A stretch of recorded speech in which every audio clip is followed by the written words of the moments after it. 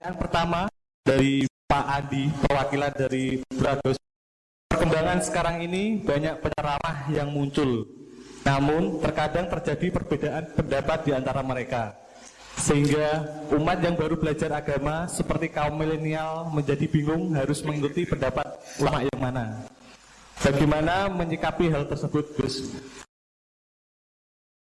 Pertanyaan kedua dari area Solo, Gus, dari Ahmadi Nugroho. Bagaimana cara kita berbakti kepada orang tua yang sudah meninggal, di mana semasa hidup orang tua kita pernah meninggalkan sholat? Pernah apa? Sering? Pernah meninggalkan. Pernah gampang. Kalau sering itu. Pertanyaannya, apa yang harus dan sebaiknya kita lakukan sebagai anak, Gus? Oh ya. Enggak, Gus. Yang ngaji di sini itu banyak ya, mulai yang nekuni bisnis apa saja lah, termasuk yang di Grab ya, termasuk Pak Polisi kadang yang ngaji terus ya, gak apa aja.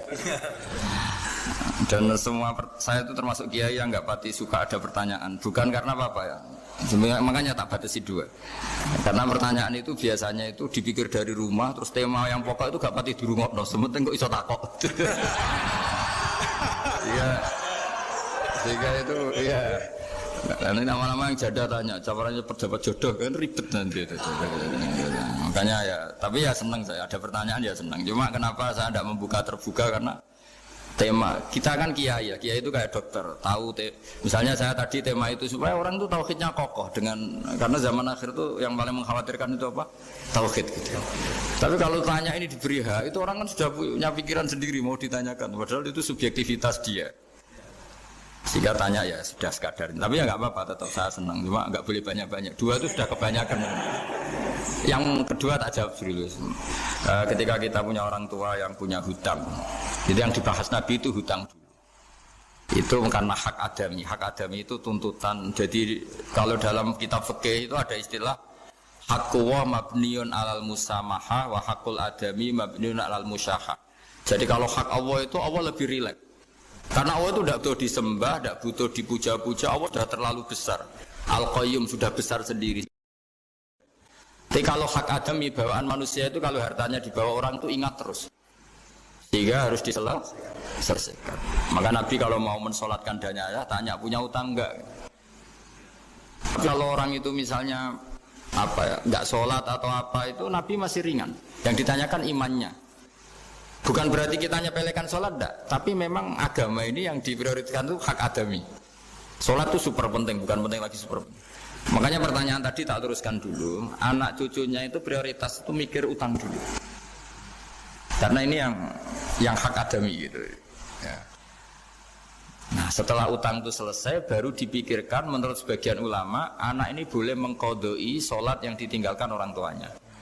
Atau dikafaroi, misalnya per sholat nilainya sekian terus dibayarkan ke fakir miskin. Nah, tapi pertanyaan seperti ini sepertinya mengganggu. Mengganggu itu begini, takutnya jadi masif.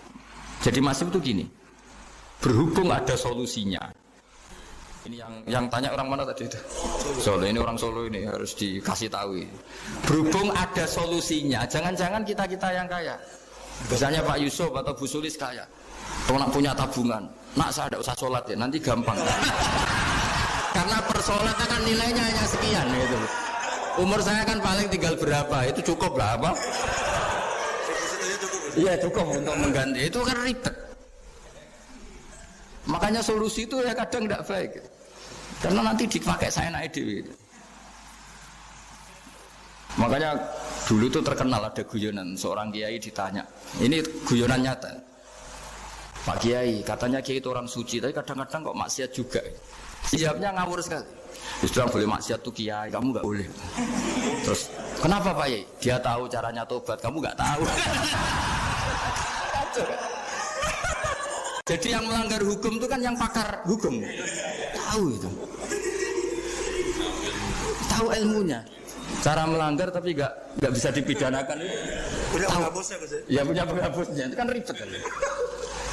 Artinya gini ya, yang orang Solo tadi, kalau kadung terjadi orang tua kita ada sholat, kalau kadung terjadi orang tua kita ada sholat, atau pernah meninggalkan sholat. Kita sebagai kiai itu punya cara supaya yang untung tuh fakir miskin. Misalnya kita fatwa dikasih fidyah atau fida atau apa. Tapi ini bukan cara yang jadi solusi karena takutnya nanti jadi gerakan masif tadi.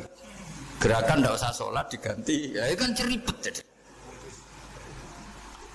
Tapi kalau sampai ingin berbuat baik sama orang tua yang nggak pernah sholat, saran saya satu, hak adamnya selesaikan dulu karena memang dalam syariat Islam nomor satu itu hak masyhur itu kan ketika ada jenazah Nabi itu nggak tanya orang itu sholat nggak, tapi tanya kan punya utang nggak gitu.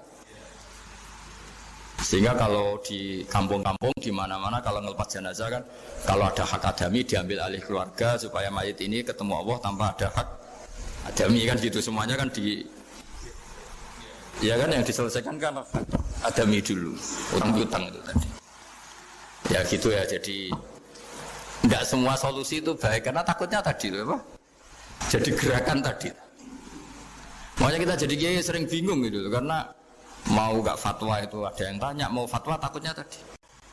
Misalnya kita kan paling umurnya tinggal berapa, dihitung saja per sholat terus bilang ke anaknya, nak saya tidak usah sholat, nanti ini aja bayarkan, kan jadi ribet. Nah yang pertanyaan pertama tadi tentang apa? Yang banyaknya ini Gus, penceramah. Nah menceramah, itu agak provokatif. Beda itu ada dua, beda karena bodoh, nah, itu memang harus kita tinggalkan. Yang beda karena bodoh, ada beda karena rumus ilmu, itu harus kita hormati. Saya punya sekian bukti beda ya kalau karena bodoh untuk kita tinggalkan. Tapi kalau karena rumus ilmu yang beda, misalnya gini, saya kiai yang lama di kota, saya akan lama kerja di Jogja. Mungkin perasaannya orang kota itu kalau ketemu tetangga, misalnya saya kiai, udahlah kalau ketemu tetangga itu gak usah tanya.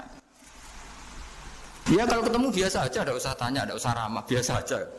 Itu mungkin bagus nasihat itu di kota, karena kalau di kota itu ketemu tonggo takok badhe tempundi mau kemana itu ganggu privasi. Sehingga bagian dari kebaikan baik sama tetangga ya jangan tanya, karena itu ganggu apa? Privasi. Tapi kalau di kampung dianggap sombong kan nggak tanya. Nah hal-hal seperti ini itu perbedaan karena ilmu. Memang di kota kulturnya seperti itu, di kampung seperti ini. Nah itu bukan perbedaan karena kondisi muqtadul hal, memang kondisinya berbeda. Ya kondisinya apa? Berbeda. Misalnya saya sebagai kiai kan, bayangkan kiai itu suka lah ngaji ibadah. Terus kamu karena orang kota sukanya pizza terus, Gus kesini Gus ayo naik makan pizza bareng, kan saya malah terganggu. Kamu niatnya hormat tapi ganggu karena nah. Sehingga dulu sahabat, ini cerita sahabat, ada sahabat yang ditanya tabiin itu generasi setelah sahabat. Sifli wajah Rasulillah, tolong jelaskan ke kami wajah Rasulillah Shallallahu Alaihi Wasallam. Ini sahabatnya nangis. Oh maaf sekali, saya tuh gak pernah melihat wajahnya Nabi meskipun saya berpuluh-puluh tahun jadi sahabat. Juga gak pernah sowan Nabi. Saya sering jamaah sama beliau. Ditanya kenapa? Saya itu sungkan, beliau terlalu wibawa. Jadi bentuk penghormatan sahabat ini Nabi justru gak berani melihat wajahnya. Dan bukti penghormatan pada Nabi dia gak pernah sowan. Nabi itu punya anak, punya istri, punya cucu. Kalau sowan itu ganggu. Jika dia cara berpikir ya itu bentuk hormatnya. Ya itu ya sah saja dia cara berpikir ditakdir begitu.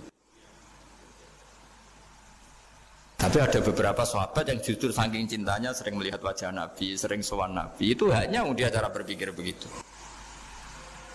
Ya kira-kira seperti itu. Jadi perbedaan itu ada dua. Ada yang karena bodoh, itu tidak kita ikuti. Tapi ada perbedaan karena pengetahuan. Ya kalau karena pengetahuan harus kita ikuti. Karena memang itu, ya itu kan urusan sudut pandang. Dulu ketika Mekah dikuasai Sayyidina Umar, setelah Fathu Mekah dan Umar sudah kuat betul, itu banyak sahabat yang dulunya orang Mekah. Itu sama Umar disuratin, cobalah kembali ke Mekah. Di Mekah itu kamu sholat di Masjid Haram sebagaimana 1000 sholat. Sekarang Mekah aman milik kamu, silahkan kembali ke Mekah.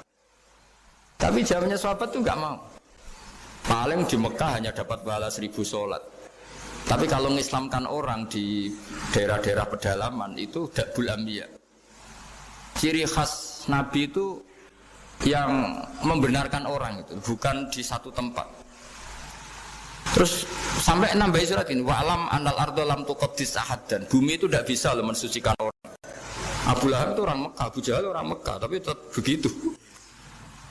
Akhirnya jenis ini berpikir, ya sudah agak di Mekah nggak apa-apa. Andai kan Mekah itu bisa mensucikan orang, nggak ada Abu Jahal, nggak ada Abu Lahab. Akhirnya para sahabat nggak kembali ke Mekah, tapi berkelana ke Syria, ke Syam. Akhirnya ada Islam di mana-mana. Tapi ada juga yang Mekah itu kota suci, harus diisi orang-orang suci supaya yang brengsek-brengsek nggak di sana. Ya sudah, cara berpikir begitu.